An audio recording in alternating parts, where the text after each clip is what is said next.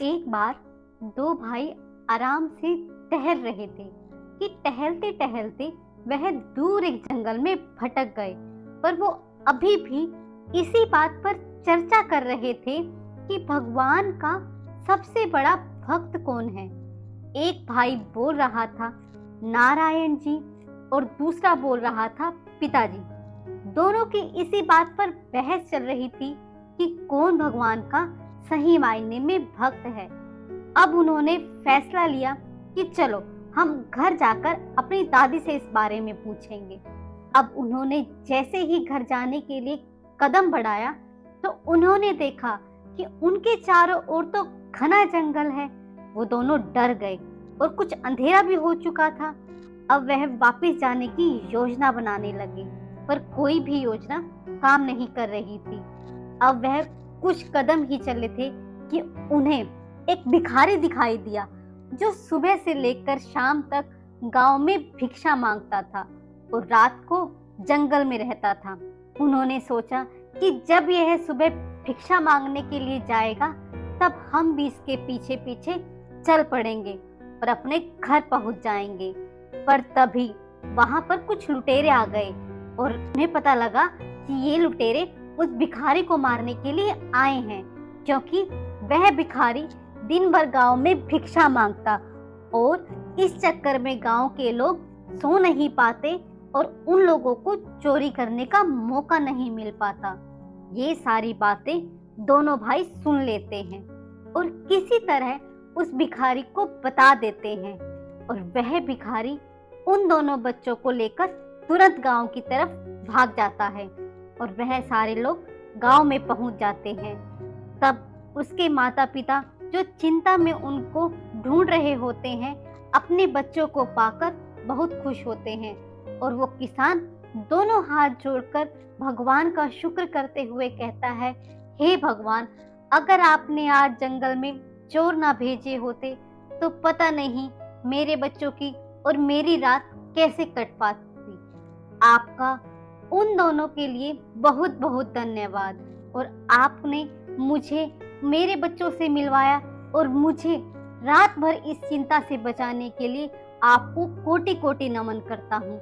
यह बात सुनकर बच्चे अपनी उसी बात को याद करने लगे जिसकी चर्चा करते करते वह जंगल में पहुंच गए थे और वह भागकर अपनी दादी के पास जाते हैं और पूछते हैं, दादी बताओ कि भगवान का सबसे बड़ा भक्त कौन है। तो दादी कहती है, चलो मैं तुम्हें कहानी सुनाती हूँ, फिर तुम ही मुझे बता देना कि भगवान का सबसे बड़ा भक्त कौन है। दादी कहती है, एक समय नारद जी भगवान विष्णु के परम भक्त को अपने ऊपर बहुत घमंड हो रहा था कि उनका मैं सबसे बड़ा भक्त हूँ और वो अपनी प्रशंसा सुनने के लिए भगवान विष्णु के पास जाते हैं और पूछते हैं, भगवान आपका सबसे बड़ा और सबसे प्रिय भक्त कौन है।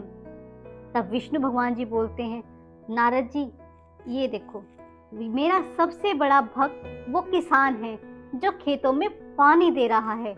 तब नारद जी ने देखा वह सुबह उठकर 2 बार नारायण नारायण करता और सारा दिन खेत में काम करके रात को खाना खाकर सोने से पहले 2 बार नारायण नारायण करता। नारद जी परेशान होकर भगवान विष्णु के पास गए, बोले ये तो बस 2 बार सुबह और 2 बार रात को आपका नाम लेता है, मैं तो सारा दिन नारायण नारायण करता फिरता हूँ, फिर भी आपको वह ज्यादा प्रिय है। फिर विष्णु भगवान जी ने कहा, चलो कोई नहीं, तो मेरा एक काम करो, फिर तुम मेरे प्रिय भक्त बन जाओगे। नारद जी उत्सुक होकर विष्णु भगवान से बोलते हैं, हाँ हाँ नारायण, जल्दी बताओ, मैं आपका प्रिय भक्त बनूंगा। तब उन्होंने कहा, यह लो एक कटोरा जो तेल से भरा हुआ है, इसे लेकर जाओ और पूरी पृथ्वी पर चक्कर लगा कर आओ। याद रहे इसमें से तेल की एक भी बूंद नहीं गिरनी चाहिए। अगर तेल की एक बूंद भी गिर गई तो तुम्हारे पीछे मेरा सुदर्शन चक्र लग जाएगा। अब नारद जी चल पड़े और पूरी पृथ्वी का चक्कर लगाकर बिना तेल की एक भी बूंद गिराए वापिस आ गए और बोले, हे नारायण, देखो मैं वापिस आ गया। मैंने एक भी तेल की बूंद नहीं गिराई। तब विष्णु भगवान जी ने पूछा, नारद जी, आपने तेल का कटोरा लेकर पूरी पृथ्वी का चक्कर लगाया। जब आप चक्कर लगा रहे थे तो मुझे सिर्फ यह बताइए कि उस समय आपने कितनी बार मेरा नाम जपा। तब नारद जी बोले, एक बार भी नहीं, क्योंकि ना तो तेल गिराना था और पीछे से आपका सुदर्शन चक्र, भला कैसे मैं आपका नाम लेता। तब विष्णु जी ने कहा, वह किसान सारा दिन काम करता है, क्योंकि वह काम नहीं करेगा तो शाम को उसके बच्चे भूखे सोंगे। उसके बावजूद भी वह मेरा नाम जपता है। तो आप ही बताओ नारायण जी कि मेरा प्रिय भक्त कौन है। नारद जी का घमंड चकनाचूर हो गया और इधर वह बच्चे भी समझ चुके थे कि भक्ति वह नहीं जो सब कुछ छोड़कर की जाए। भक्ति वह है कि जो सारा काम करते हुए सबका ध्यान रखकर और सच्चाई के रास्ते पर चलकर की जाए। तो दोस्तों, यह मत सोचो कि भक्ति करने का समय नहीं है। किसी का बुरा ना करना ही भक्ति है। सच्चाई के रास्ते पर चलना ही भक्ति है। अगर आपको हमारी वीडियो पसंद आई हो तो वीडियो को लाइक और चैनल को सब्सक्राइब जरूर करें।